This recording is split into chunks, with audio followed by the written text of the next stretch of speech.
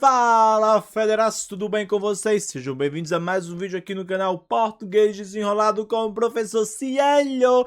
E se você está se perguntando por que eu estou nesse canal, é porque você não caiu aqui de paraquedas, você caiu aqui para ser aprovado no IF.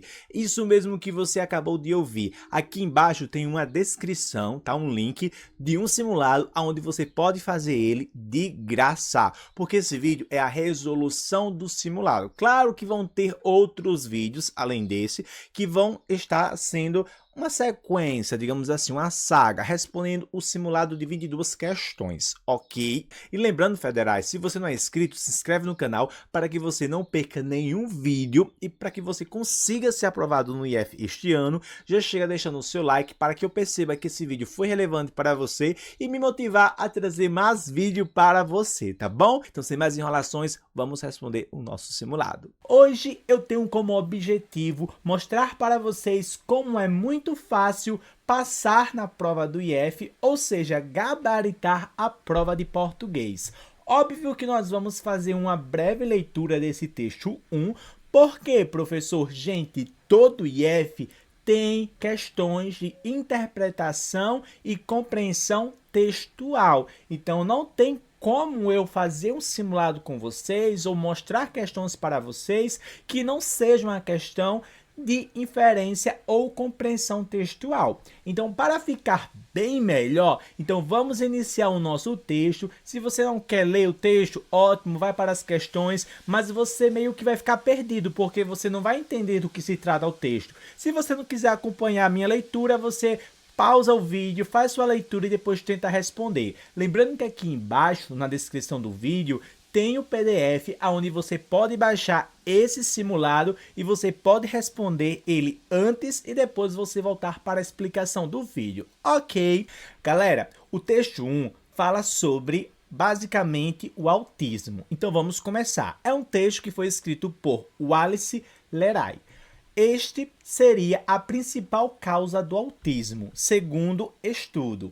Descoberta oferece novas perspectivas para diagnosticar e potencialmente prevenir o autismo baseado nos níveis de Dietrich ao nascimento. Pesquisadores da Universidade de Fukui, no Japão, eu acho que se pronuncia dessa forma, se não for, perdão, galera, descobriram uma possível conexão entre os níveis de ácidos graxos no sangue do cordão umbilical e o risco de desenvolvimento do transtorno do espectro do autista, TEA. A pesquisa, que envolveu a análise de 200 crianças, identificou um comportamento específico, o Dietrich, que podem estar relacionados à gravidade dos sintomas do autismo. A conexão entre Dietrich e os sintomas do autismo. O estudo focou em um tipo de ácido gráxico poliinsaturado, AGPI, conhecido como Dietrich, presente no sangue do cordão umbilical. Os cientistas descobriram que a quantidade desse composto no organismo pode influenciar diretamente as manifestações do TEA. Níveis elevados de Dietrich foram associados a dificuldades nas interações sociais, características comuns em indivíduos com autismo, enquanto baixos níveis estavam relacionados a comportamentos repetitivos e restritivos, também típicos dessa condição. Diferenças de gênero na manifestação do TEA. Outro achado significativo da pesquisa foi que a correlação entre os níveis de Dietrich e os sintomas do autismo foi mais pronunciada em meninas do que em meninos. Essa diferença de gênero sugere que o impacto do composto pode variar conforme o sexo, o que abre portas para futuras investigações sobre as possíveis divergências nas manifestações do transtorno entre os gêneros, implicações para diagnóstico e prevenção. Com base nos resultados, os cientistas propuseram que a medição dos níveis de Dietrich logo após o nascimento pode se tornar uma ferramenta valiosa para prever o risco de desenvolvimento de TEA. Além disso, há especulações de que interações durante a gravidez para o controle do metabolismo do Dietrich possam ajudar a prevenir características autistas em crianças, Contudo, os pesquisadores destacaram que mais estudos são necessários para confirmar essas hipóteses e compreender de forma mais profunda os mecanismos que envolvem o composto e o autismo. Gente, esse texto ele é muito maior, tá? Mas ele foi adaptado para fins pedagógicos. Como vocês podem observar, né, ele está disponível nesse site, ele foi acessado nesse exato dia aí, tá bom? Seguindo para o texto 2. No texto 2 temos uma imagem da Turma da Mônica, onde diz o seguinte: ah, eu adoro melancia. Ah, eu adoro melancia. Ah, eu adoro melancia. O que deu no André? Será que ele está vilando a Magali? Não, Cebolinha. O André é autista e muitos deles têm ecocalia, que é o hábito de repetir uma frase diversas vezes. Gente, essa imagem também está disponível neste site, no Facebook, né? E foi acessado nesse exato dia. E agora, o que é que eu tenho que fazer, professor? Na prova, é necessário eu ler todo esse texto? É necessário eu ler o texto 2? Porque meu aluno já sabe. Não, tá? Não. Mas como você está começando agora, vamos devagar. Vamos deixar você primeiramente entender o que é compreensão, entender o que é interpretação, para depois a gente ir para os macetes. Fica muito melhor assim. Pode ser? Então vamos para as nossas resoluções de questões. Galera, eu prometo para vocês que lá na frente vocês vão estar respondendo essas questões sem precisar vocês estarem lendo todo o texto, garanto a vocês. Isso é o diferencial dos meus alunos. Beleza? Então vamos para as resoluções das questões. O texto 1 e o texto 2 possuem em comum, primeiramente, a proposta de intervenção que reflete o que está sendo discutido ou explorado sobre o autismo. Galera, presta atenção, muita calma nessa hora. Primeiro, o texto 1, ele fala sobre uma pesquisa científica que propõe a mediação de níveis de Rett para prever o risco de autismo e possíveis intervenções durante a gravidez. Isso vocês leram e eu li, isso vocês leram comigo, basicamente, né? E eu li e vocês ouviram, óbvio. Já o texto 2, que é a imagem da Turma da Mônica, gente, aquele texto 2, ele aborda a ecolalia, que é um comportamento comum em pessoas autistas. Eu falei para vocês que é o fato do André ficar repetindo direto. Não é? Ah, eu adoro melancia. Ah, eu adoro melancia. Ah, eu adoro melancia. Então, por esse motivo, né, por esse comportamento comum em pessoas autistas, que faz com que a questão ela esteja errada, não é? Porque não propõe intervenções. O intuito, não é trazer uma proposta de intervenção. Os dois textos não têm esse intuito, não tem. Sobretudo o texto 2, ele não tem essa proposta de trazer uma proposta de intervenção, não é? Mas sim de explicar, de explanar. Quando a Mônica fala, não, Cebolinha, o André tem ecocalalia, ela está explicando para o Cebolinha. Portanto, essa alternativa, ela não se aplica, é uma alternativa errada. Prof, e a B? Gente, a linguagem coloquial, já para por aí porque está errado, mas vamos terminar.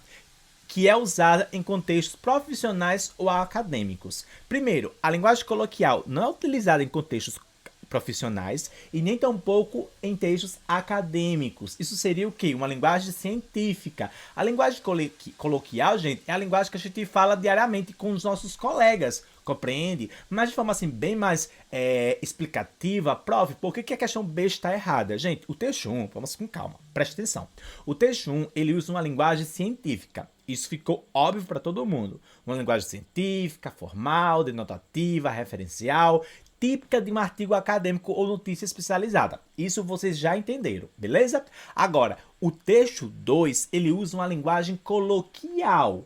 Vocês podem observar. Podem ler e vocês vão observar que é uma linguagem coloquial, própria dos quadrinhos da Turma da Mônica. Leiam e vocês vão ver. Portanto, como eu já falei para vocês, logo de início, não há semelhança na linguagem. Enquanto o primeiro texto possui uma linguagem formal, referencial, denotativa, o texto 2, ele possui uma linguagem coloquial. Aí vamos agora para a questão C. A abordagem do perfil do TEA, ou seja, do transtorno do espectro do autismo, com ênfase nas características sociais, comunicativas e comportamentais, Prof, tá errado ou tá certa? Porque eu não entendi quase nada dessa questão, dessa alternativa. Gente, tá certa. Sério? Vou explicar para vocês. Gente, ambos os textos, tanto o texto 1 quanto o texto 2, eles abordam o transtorno do espectro do autista, que é o TEA, não é? O texto 1, ele foca nas características biológicas e comportamentais. Quais, professor? Gente, quando ele fala sobre as dificuldades sociais, os comportamentos repetitivos. O texto 2, por sua vez, ele ilustra, gente, a ecocalia. Eu morri de falar lá em cima para vocês quando a Mônica explicou para o Cebolinha, que é o comportamento o quê? Comunicativo comum no autismo. Prof, não é um comportamento repetitivo, não. Sim, é. Mas ele é um comportamento, antes de ser repetitivo, é comunicativo, comum no autismo. Compreende? Portanto, ambos os textos tratam de aspectos do TEA. Agora, por que a questão D está errada? Gente, a primeira coisa, intertextualidade. Não tem intertextualidade entre os textos.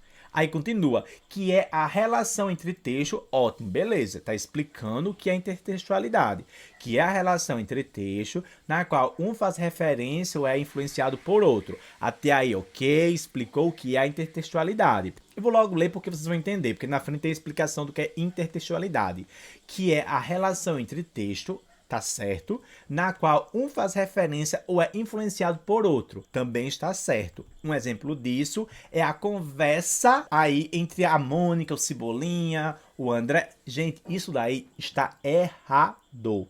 Não existe essa intertextualidade, compreendeu? Entre eles, tá? Não há essa intertextualidade entre os textos. O texto 1 é uma notícia científica, pelo amor de Deus, eu já falei, criatura! O texto 2 é uma imagem educativa da Turma da Mônica. Ou seja, meus amores, eles não fazem referência um ao outro, nem há menção alguma, entendeu? Do texto 1 com o texto 2, sobre a prevalência do autismo, beleza? Ah, prof, mas falou de autismo. Sim, gente, falou sobre autismo, mas o texto 2, ele teve como foco explicar sobre a ecocalia, que é o comportamento repetitivo, né, na fala. Né? A pessoa vai lá e fica falando uma frase direto. Isso é ecocalia. O texto 2 focou nisso. Já o texto 1, não. Ele focou em outras características, peculiaridades do autismo, tá bom? Aqui a gente resolveria essa questão, gente, apenas quando vocês forem lá na frente, vocês vão entender, podem até voltar esse vídeo, vocês vão aprender que essa questão a gente responderia ela só anulando. Não é proposta de intervenção, não é linguagem coloquial e nem tampouco intertextualidade. Sobraria quem? Abordagem do perfil do TEA. Pronto, matou Maria Preá.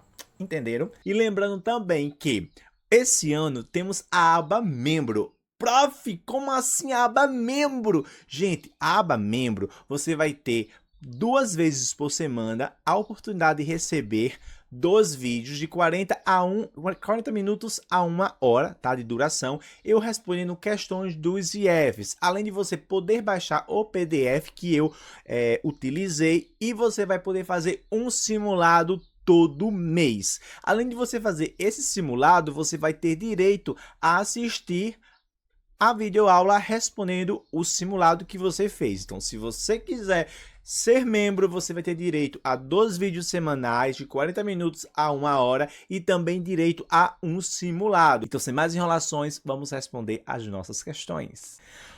Continuando, por isso que eu disse para vocês, é importante vocês saberem o que é cada coisa, para depois, quando vocês irem responder questões semelhantes a essa, irem só mesmo na anulação. Ok? Vamos para a questão 2. De acordo com o texto 1, vamos responder a questão. A pesquisa explora métodos de diagnóstico e prevenção do autismo, mas não chega a sugerir a possibilidade de prevenir o desenvolvimento da condição a partir do DIRETRI. Prof, e aí? Gente, a questão está o quê? Errada. Por que, prof? O texto 1, gente, ele menciona claramente que a medição dos níveis de DIRETRI pode se tornar uma ferramenta para prever o risco de desenvolvimento TEA, pelo amor de Deus. Portanto, essa alternativa ela está incorreta, porque a pesquisa ela sugere sim a possibilidade de previsão. A gente vai para a questão B.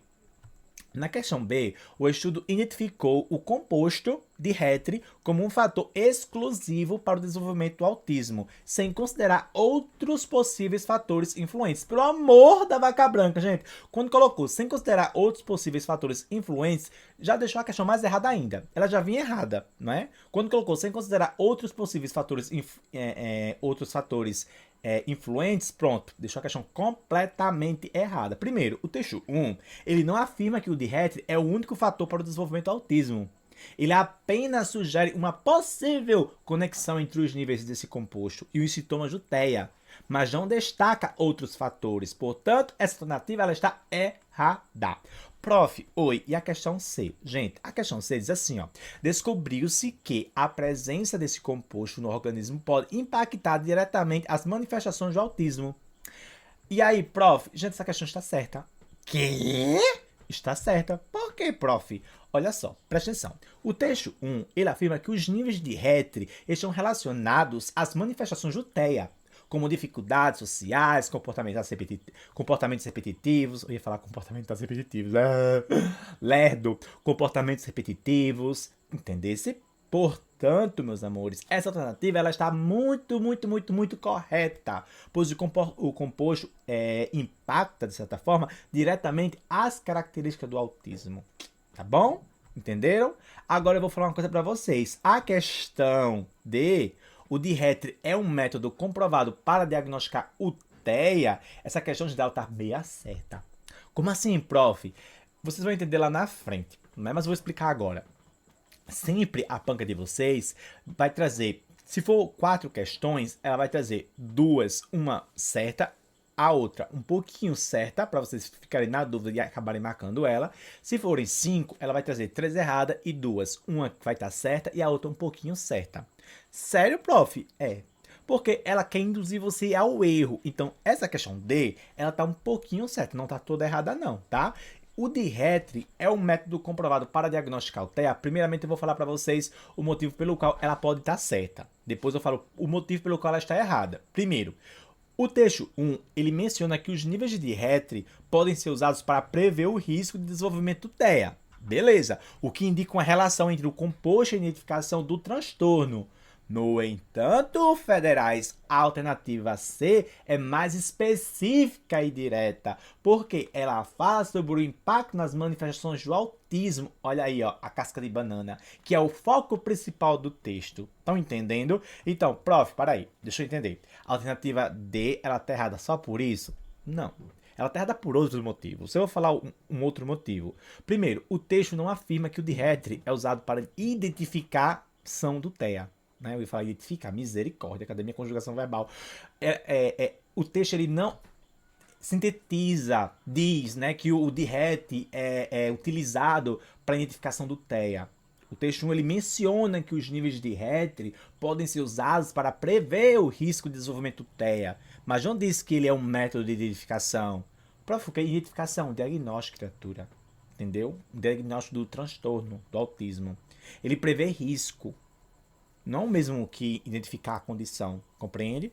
Outro ponto que você poderia levantar, que essa questão está errada, é a relação. Quando diz assim, a relação não é direta ou conclusiva, compreende? O texto deixa claro que mais estudos são necessários para confirmar as hipóteses sobre o Dihetry. Portanto, meus queridos federais, afirmar que há uma relação estabelecida para a identificação do TEA é uma extrapolação do que foi dito. Essa palavra extrapolação muito importante, porque muitos alunos eles acabam extrapolando.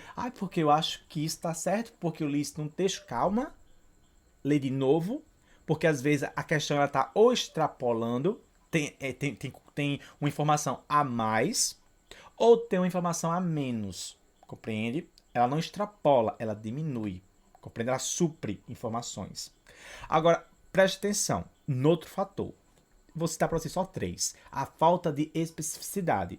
A alternativa D, ela é vaga ao usar o termo identificação. O texto, federais, ele fala em prever o risco, o que é diferente de diagnosticar ou identificar. Primeira coisa, o erro está aí. O erro da questão está basicamente nisso, em dizer que há uma relação entre o Dihetry e a identificação do TEA. o diagnóstico do TEA, não, tá? Então a questão ela ficou errada basicamente por esse motivo. Para a galera do IFRN que faz redação ou artigo de opinião, eu estou vendo a possibilidade de fazer a aba membros para vocês, tá bom? Estou vendo ainda, não é nada certo. Tendo essa aba, vocês vão ter direito a 2 redações ou artigo de opiniões mensais. Eu vou jogar o tema e vocês vão enviar e eu vou corrigir tudo na íntegra para que vocês possam ser aprovados. Federais, se vocês quiserem ver também os aprovados, é só vocês irem lá no meu Instagram, que tá aqui a descrição no vídeo, tá bom? Português para o IF, e vocês vão ver a galera que passou utilizando os meus métodos, que são super fáceis, e a maioria são usando macetes, tá bom, Federal? Então, se você tem dificuldade em português, acabou-se. Você não vai ter mais dificuldade. A mágica vai acontecer em sua vida. Então, sem mais enrolações, vamos responder as nossas questões. Agora, vamos ler o simulado, a continuidade do simulado, né? Leia o trecho abaixo e responda a questão. Outro achado significativo da questão foi que a correlação entre os níveis de Rett e os sintomas do autismo foi mais... Eu vou ter que ler tudo isso? Não, para. Não precisa ler tudo isso, tá? Não precisa ler tudo isso. Lê a questão. Por que, prof? Porque, gente, quando vocês encontrassem um quadrado ou um texto, eu aconselho vocês sempre ler a questão primeiro. Eu vou logo ensinar vocês logo macetes a partir de agora. Leiam sempre as questões, porque às vezes não é preciso você ler o texto todo, ler só o primeiro parágrafo, só o segundo parágrafo, o primeiro período, o segundo período, e você vai diminuir seu tempo e você vai gastar mais tempo com outras questões. Vamos para a pergunta? Sobre o uso do pronome essa, ali em cima, essa. Analise as afirmativas abaixo. Primeiro, o pronome essa estabelece uma relação anafórica, retomando a ideia da correlação mais pronunciada em meninas. E aí, está certo ou está errado? O que vocês acham? Muito bem, está correto. O pronome essa retoma a ideia anterior, que é a correlação mais pronunciada entre os níveis de Rett e os sintomas do autismo em meninas. Aí você fica assim, meu Deus do céu, professor, mas o que é isso? Gente, porque anafórico, ele se refere a algo que foi dito antes. Por exemplo, se eu disser assim, ó, João é inteligente, ele acabou de chegar. Quem acabou de chegar? Claro que foi João, criatura, não tô falando de outra pessoa não, é João. Então, ele é um pronome anafórico que está se referenciando-se a algo que foi dito antes, compreendeu? Agora, se eu disser assim, ó, eu gosto muito desse lápis. Este, aí eu poderia colocar pinta, este é fino, é bonito, é amarelo, é caro. Então, quando eu coloco o este, gente, geralmente vai vir após os 2 pontos. Vem este, como vocês podem observar, e vem os 2 pontos. Por que vem 2 pontos? Porque os 2 pontos, ele vai dar uma ideia para vocês de catafórico. Este é um termo catafórico que vai estar se referenciando a algo que vem depois do este. Então, este vai se referenciar a algo que vem após ele. Enquanto o esse se refere a algo que vem antes, o este vai ser algo que vem depois dele. Entenderam? Então, para vocês entenderem aí, só para fechar. Isso do essa se tem uma relação anafórica, se resume porque o pronome essa se refere a algo já mencionado. Vamos agora para a questão 2. O pronome essa poderia ser substituído por esta, sem alterar o sentido do texto, pois ambos são demonstrativos e se refere a algo próximo do discurso. Gente, lembra que eu falei para vocês que geralmente vem após 2 pontos? Geralmente, eu falei, não disse que sempre vem, né? Não disse que vão vir sempre, não. Falei geralmente. Por quê, gente? Como, olha só, o pronome essa e esta, neste caso, não é em todo caso não, neste caso pode haver substituição e fica correta, tá?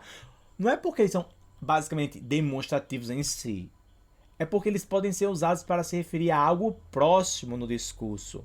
No contexto do texto, a substituição não alteraria o sentido, pois ambos apontam para a mesma ideia já mencionada. Compreende? A ideia mencionada manteria o sentido. Agora vamos para o fato quando a gente diz assim, o pronome essa tem função catafórica, pois antecipa a informação sobre as futuras investigações mencionadas no final do período. Já falamos que essa não é catafórico, essa é anafórico. Então a questão 3 está errada. Questão 4. A substituição do pronome essa por a manteria a coesão do texto, mas eliminaria a ênfase na proximidade da ideia referenciada. A questão está o quê? Corretíssima. Por que, professor? Gente, a substituição de essa por a, né, como vocês podem observar aí, né, manteria o sentido, né, o sentido que eu falo é a coesão, pois o texto continuaria compreensível. No entanto, o pronome demonstrativo essa enfatiza a proximidade da ideia referenciada, o que seria perdido com o uso do artigo a. Tá entendendo? Como a questão, por isso que eu corrigi quando eu falei sentido. Como a questão, ela tá dizendo o seguinte, a substituição do pronome essa por a manteria a coesão do texto, mas eliminaria a ênfase na proximidade da ideia referenciada, ou seja, a coesão poderia prevalecer, agora o sentido não. Porque enquanto essa tem aquele sentido de proximidade, o a já perde. Tá entendendo? Porque o artigo ele não tem essa ideia de sentido de aproximação. Estão entendendo? Outro macete. Gente, na questão 3, quando vocês forem respondendo questões, vocês já vão eliminando. Por exemplo, A1 eu vi que a 1 tá certa. Aonde não tem 1? A B, então a B eu já riscaria. Ficaria entre a C e D. A2 eu vi que tá certa. Então eu vejo, essa 2 está certa, qual é que eu eliminaria? A D. Então, a D eu já eliminaria. Eu ficaria em dúvida entre a A e a C. Em um chutômetro, eu teria 50% de acertar e 50% de errar. Bem-vindo aos macetes do prof. Ok? Então, vamos agora para a questão 4. Assinar a alternativa que indica corretamente o parágrafo correspondente a cada alternativa, conforme o texto 1. Gente, primeiramente, vocês têm que entender uma coisa. A gente aqui estamos diante só de questões de interpretações textuais.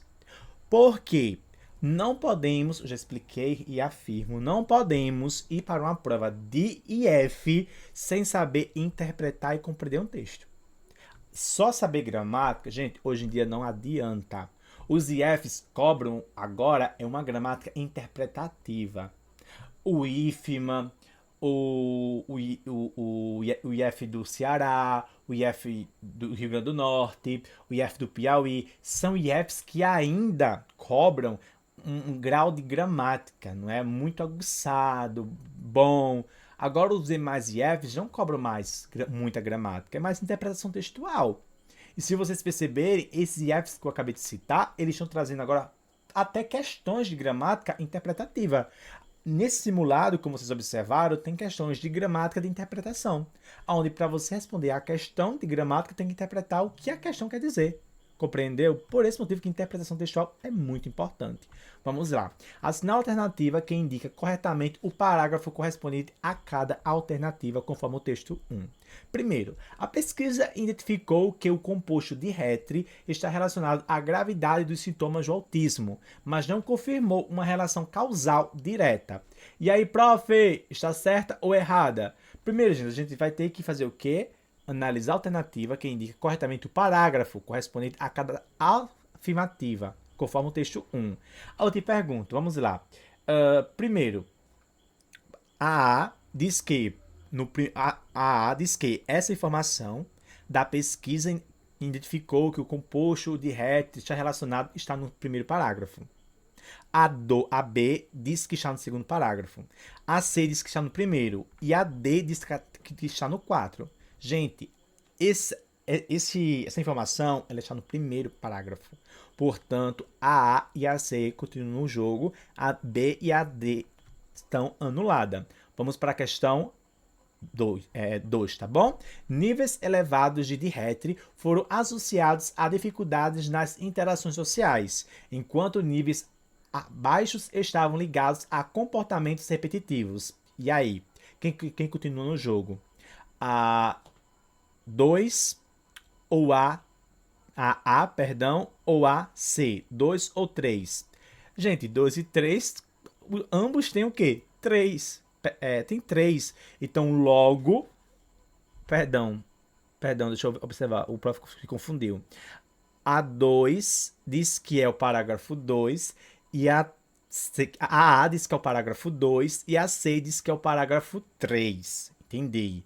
Então, gente, essa questão 2, ela está no parágrafo 2 e não no parágrafo 3. Então, de cara você elimina a C, já sabe que a questão correta é a A, mas vamos continuar. A correlação entre os níveis de Rett e os sintomas do autismo foi mais forte em meninas do que em meninos. Podemos voltar lá no texto? Podemos, mas eu estou levando em consideração que você está com o texto aí em mãos, imprimiu, compreende, já leu, está por dentro do assunto, para o prof não ficar voltando, para não ficar um texto muito cansativo, tá bom? Então vamos lá. Essa questão, gente, a correlação entre os níveis, ela está aonde, prof? Ela está no terceiro parágrafo. Agora, a quarta informação, os pesquisadores sugerem que a medição de Rett após o nascimento pode prever o risco de autismo, mas destacam que mais estudos são necessários. Ela está onde? Ela está no quarto parágrafo. Entenderam? Então, assim, gente, é muito fácil. Aqui você deveria voltar lá em cima no texto, tá? Para você responder de forma correta. Mas, como a gente não tem esse tempo, vamos para a nossa outra questão. Questão 5. De novo, questão 1, 2, 3 e 4. Prof do amor, pelo amor de Deus. Por que o senhor trouxe isso? Gente, deixa eu explicar. Para a galera do IFRN, a Compev, que era a antiga banca de vocês, amava trazer questões assim. A FUNCERN hoje em dia não traz. Porém, em concurso público, a FUNCERN começou a cobrar. Já pensou se a FUNCERN começar a cobrar para vocês a partir desse ano? Como é que vocês vão ficar diante da prova? De mãos atadas. Então é melhor se prevenir do que na hora quebrar a cara. IFs que cobram assim. IF o IFAO ama, não é? O IF do Piauí também gosta. O IF São Paulo já tem questões assim. E outros IFs também, né? Gostam muito de trazer questões assim. O IFPE também. Eu já vi questões assim deles também. Então vamos lá. Em relação ao texto 1, pode analisar que... Vamos por anulações para ver se vocês já entenderam um pouquinho. A, B, C e D. Começar a anular. Primeiro, o gênero textual é uma notícia. O texto 1 é um gênero textual que é uma notícia científica. Isso eu já até expliquei para vocês, né, gente? Tá na cara. Pois apresenta uma descoberta recente de forma objetiva e informativa, com dados e fontes específicas. Aí vocês já saberiam que a 1 tá correta, que o prof já tinha dado até a resposta para vocês. Nisso, a gente anula quem? A B e a D, porque não tem a questão 1. Continua no jogo a e a C. Vamos agora para a 2. A tipologia textual predominante é narrativa, pois o texto conta uma história sobre a pesquisa e seus resultados. Beleza, vamos lá. Quando a gente fala que a tipologia textual predominante é a narrativa, a gente meio que tá pecando, não é narrativa.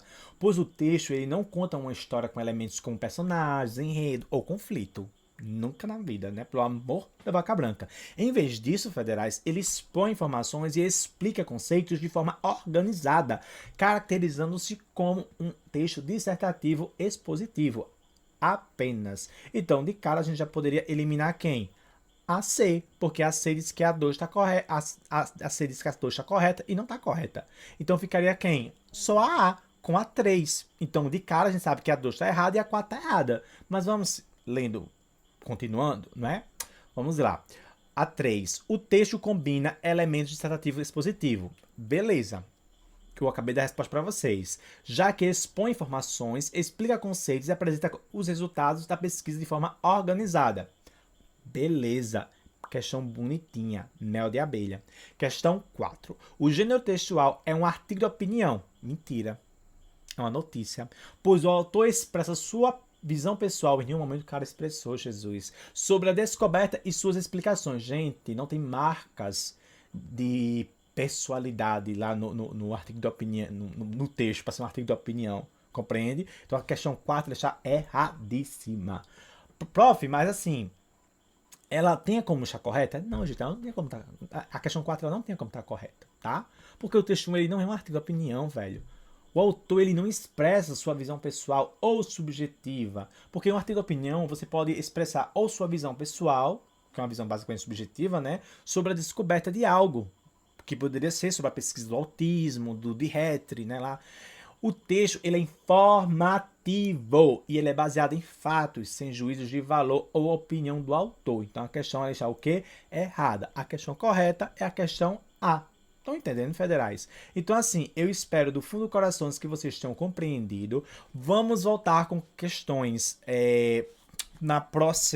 no próximo vídeo, tá bom? Se você não se inscreveu no canal, se inscreve, deixa o seu like e futuramente vamos ter a aba Membros. Aqui nesse PDF você vai entender como vai funcionar a aba Membros, tá bom? Para que você fique por dentro de tudo.